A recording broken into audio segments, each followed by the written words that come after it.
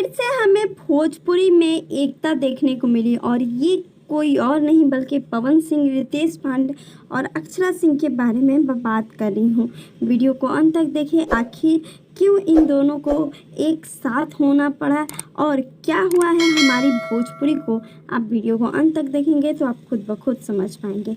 एक बहुत बड़ी वेब सीरीज इस समय हिट हुई है जिसका नाम है महारानी, और उसमें हमारे भोजपुरी को इतनी गंदी तरीके से प्रेजेंट किया गया है, भोजपुरी इंडस्ट्री को उसमें फिल्मों के नाम इतने गंदे तरीके से और वल्गर तरीके से लिया गया है कि जितने भी भोजपुरी के स्टार हैं काफ़ी ज़्यादा नाराज़ है। कल रितेश पांडे जी भी लाइव आए थे, अक्षरा सिंह ने भी कल अपने स्टोरी में ये चीज़ें लगाई थी। अभी तक पवन सिंह जी की तरफ से कोई आवाज़ नहीं उठी है, लेकिन जिस तरीके से माहौल बन रहा है उससे तो यही लग रहा है कि हमारी भोजपुरी को अब कोई तोड़ नहीं सकता या उसकी बुराई नहीं कर सकता, क्योंकि हमारे स्टार इस समय अपनी भोजपुरी को बचाने के लिए कुछ भी कर सकते हैं। आप क्या कर सकते हैं हमें कमेंट करके ज़रूर बताएं।